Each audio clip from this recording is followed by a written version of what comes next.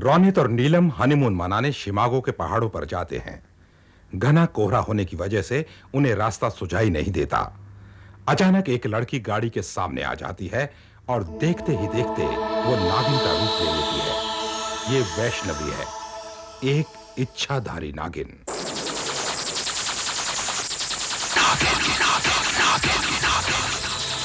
वैष्णवी और पारस इच्छाधारी नाग और नागिन हैं। हर पूर्णमासी की रात को दोनों मस्ती में भगवान शिव की गुफा में नाचते हैं। उन्हें प्रभु का वरदान है, वो कभी भी किसी भी इंसान का रूप ले सकते हैं और जब चाहें अपने असली रूप में आ सकते हैं। रोनित और नीलम कुदरत के इस करिश्मे को देखकर चौंक पड़ते हैं और इस बात का जिक्र शहर पहुंचकर अपने दोस्तों से करते हैं। शिमागो तो हम लोग ठीक ठाक पहुंच गए।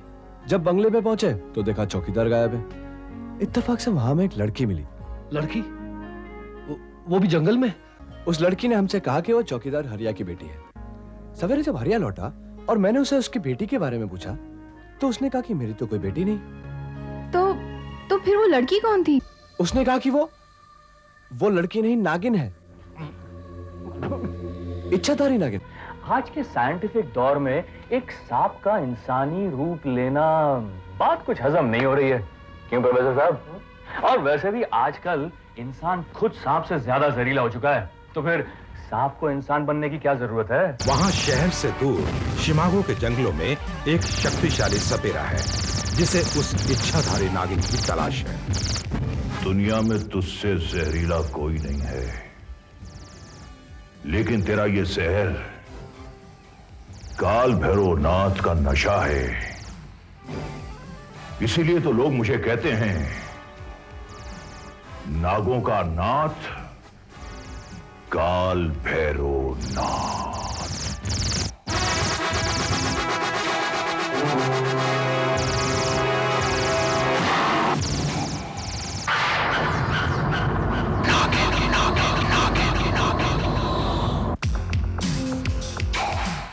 वो कोई मामूली नाग नागिन नहीं बल्कि इच्छाधारी नागिन है। उसके पास एक ऐसी मणि होती है जिसकी कीमत दुनिया का कोई भी पूंजीपति नहीं लगा सकता, और उस नागिन की शक्ति उसकी मणि में होती है, मणि में। रोनित और उसके तमाम दोस्त शिमागो में शिव की गुफा में पहुंचते हैं। सब अपनी आंखों से कुदरत के इस करिश्मे को देखना चाहते हैं। सब छुपकर उनके आने का इंतजार करते हैं। फिर अचानक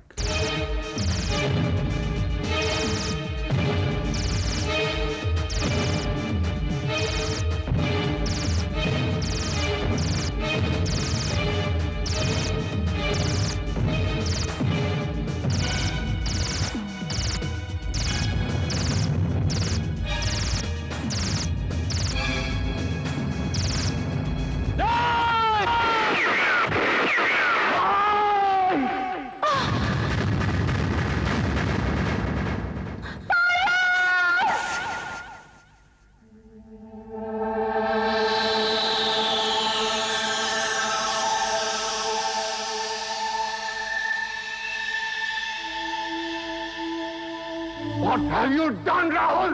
What have you done, you idiot?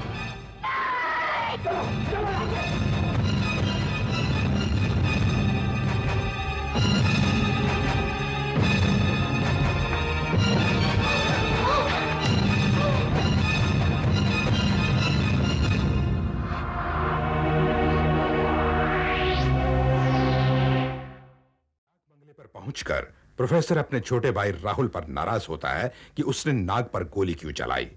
बंगले का चौकीदार उन्हें कहता है कि वो सब लोग फौरन वहां से भाग जाएं, वरना वो नागिन किसी को नहीं छोड़ेगी, सबको जान से मार डालेगी।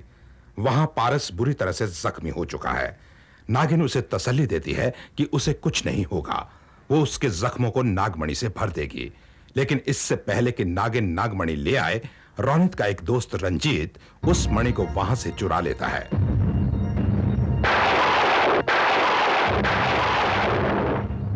नागिन नागमणि को वहां ना पाकर पागल सी हो जाती है।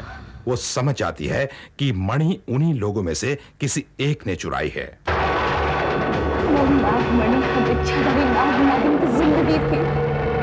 वो तेरा ही दिया हुआ तो वरदान था। वो दरिंदे उस नागमणि को तेरे सामने चुरा कर चले गए और तू देखता रहा।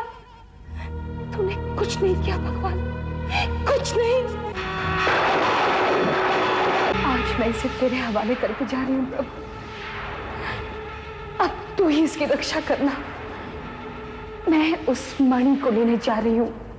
मैं उस मणि को, तेरे दिए हुए उस वरदान को वापस लेकर ही आऊंगी, भले उसके लिए मेरे प्राण ही क्यों न निकल जाए। रंजीत शहर पहुंचकर वो नागमणि अपनी गर्लफ्रेंड रोजी को दिखाता है और उससे कहता है कि उसने बड़ी चालाकी के साथ इस नागमणि को चुराया है। अचानक इंस्पेक्टर दुर्गा रंजीत की एंटीक शॉप पर छापा मारती है। उसे शक है कि रंजीत एक स्मगलर है और उसने म्यूजियम से एक कीमती मूर्ति चुराई है। रंजीत नागमणि को लेकर भागता है। इंस्पेक्टर दुर्गा उसका पीछा करती है। रंजीत महाकाली की गुफा में वो मणि एक खास जगह पर छुपा देता है। इंस्पेक्टर दुर्गा रंजीत को गिरफ्तार कर लेती है और फिर एक रात जब इंस्पेक्टर दुर्गा अपनी जीप में बैठती है तो सामने नागिन को पाती है।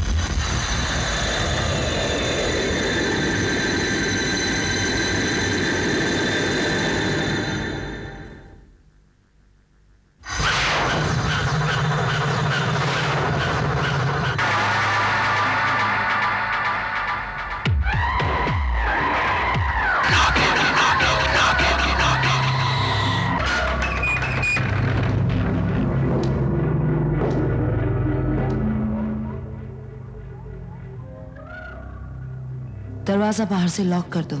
जी। जैसा मैं कहती हूँ वैसा करो। क्यों आप बेकार में वक्त जाया करती है इंस्पेक्टर साहिबा? हाँ?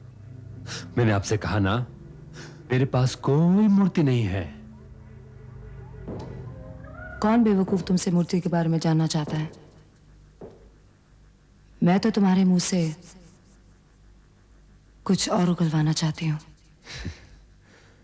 कुछ और? वो नागमणि कहाँ है?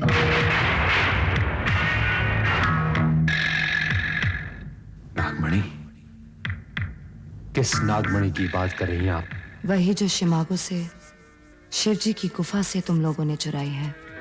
बकवास है ये, बकवास है। हमने कोई नागमणि नहीं चुराई।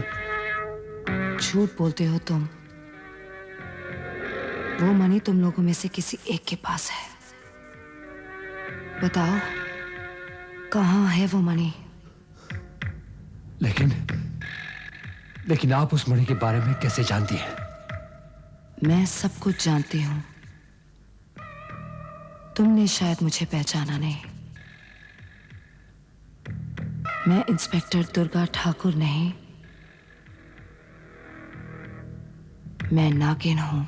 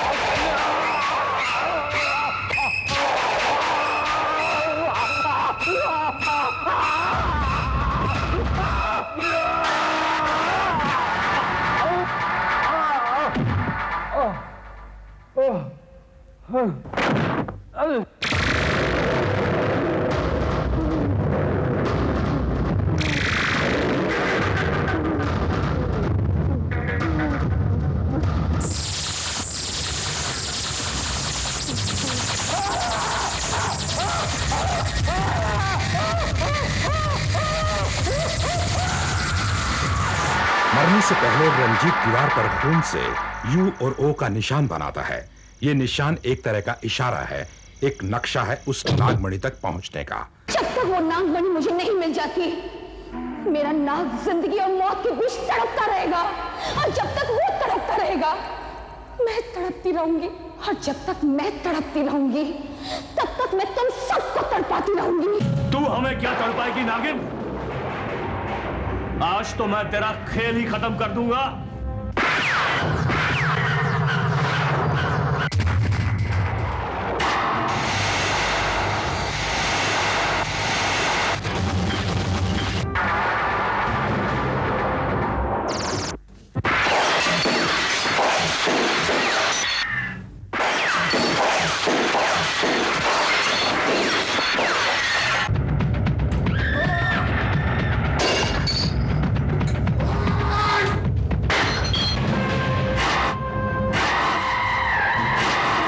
शिमागो में सपेरा काल भैरव जख्मी नाग पारस को अपने बस में पकड़ता है। ले चलो इसे।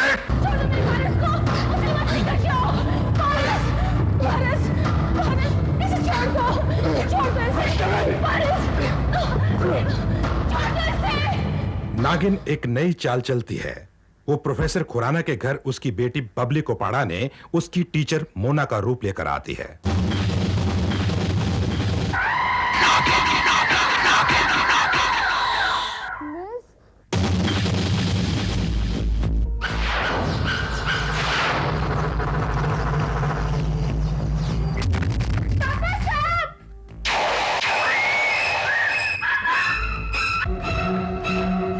बबली, बबली, भैया नागिन!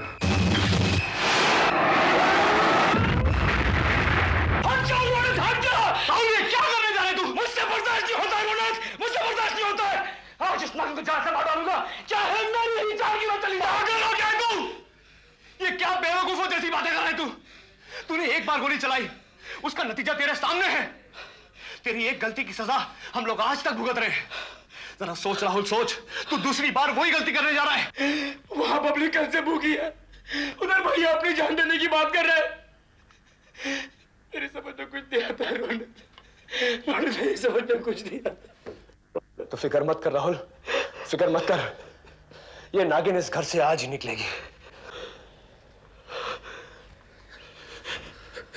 कैसे रोनक? मैं एक सपेरे को जानता हूं राहुल, बहुत शक्तिशाली है। उसने कई नाग नागिनों को अपने बस में किया है।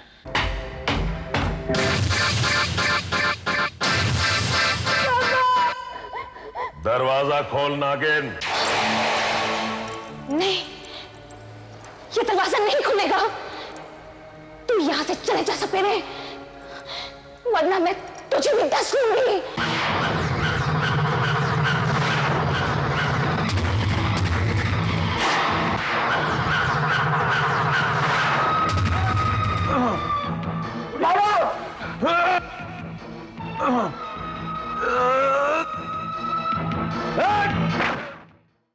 अजय नागिन को फंसाने के लिए एक जाल फेंकता है। नागिन ये समझती है कि नागमणि अजय के पास है और अजय उस मणि को लेने शिमागो जा रहा है। नागिन ये नहीं जानती कि अजय ने जीप के नीचे एक टाइम बॉम्ब फिक्स किया है।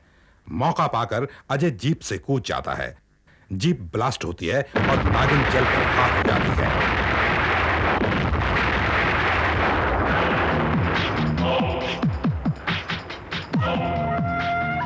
अजय और उसके दोस्त नागिन के मरने का जश्न मनाते हैं। वो ये समझते हैं कि उनका नागिन से पीछा छूट गया, लेकिन वो ये भूल गए हैं कि वो नागिन कोई मामूली नागिन नहीं, एक इच्छाधारी नागिन है और आज तक इच्छाधारी नागिन के इंतकाम से कोई नहीं बच पाया। रोनित और नीलम की शादी की पहली सालगिरह है। वो प्रोफेसर खुराना के खंडाला वाले बंगले में एनिवर्सरी मनाने के लिए रवाना हो रहे हैं, लेकिन रोनित ये नहीं जानता कि जिसके साथ वो खंडाला जा रहा है वो उसकी बीवी नीलम नहीं बल्कि इच्छाधारी नागिन है। अब आगे।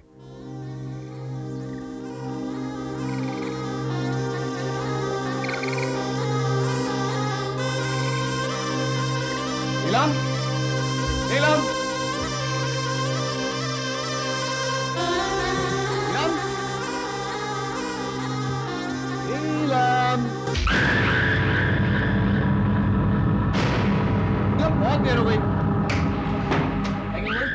Come on, come on, come on, let's go, let's go.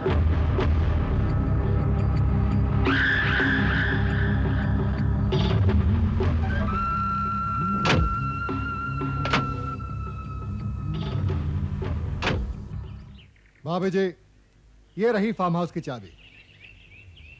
वहां आप लोगों को किसी भी तरह की कमी नहीं होगी। 2 नौकर भी हैं वहां जो आपकी हर जरूरत को पूरा करेंगे। आप फिक्र न करें प्रोफेसर साहब, मेरे होते हुए रौनक को किसी की जरूरत नहीं पड़ेगी। Right, too good, she is too good. Okay, Professor, thank you very much, bye. Okay, happy landing. Bye.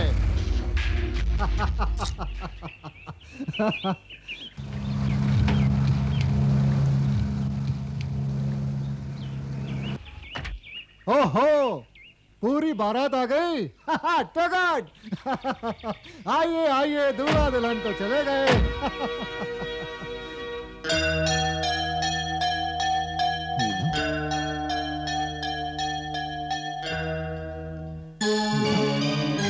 तुम यहाँ इन लोगों के साथ? जी प्रोफेसर साहब, किसी ने मेरा नाम लेकर नीलम को झूठा फोन किया कि रौनक का एक्सीडेंट हो गया। प्रोफेसर साहब, रौनक कहाँ है? रौनक अभी अभी खंडाला के लिए निकला है और वो भी तुम्हारे साथ। नीलम के साथ? ये आप क्या कह रहे हैं? हाँ सूरज, मैं सच कह रहा हूँ। मैंने खुद उन दोनों को वहां भेजा है। लेकिन समझ में नहीं आ रहा कि अगर नीलम यहाँ है तो फिर रौनक खंडाला किसके साथ गया है? वेट। बात समझ में आ गई। अगर नीलम यहाँ है तो फिर वो जरूर इच्छाधारी नागिन होगी। नागिन? हाँ प्रोफेसर साहब, ये सच है। वो नागिन मरी नहीं, जिंदा है। कल रात मैंने उसे अपनी आंखों से देखा है। Oh my God. अब इससे पहले कि वो जहरीली नागिन अपने मकसद में कामयाब हो, हमें फौरन खंडाला पहुंचना होगा।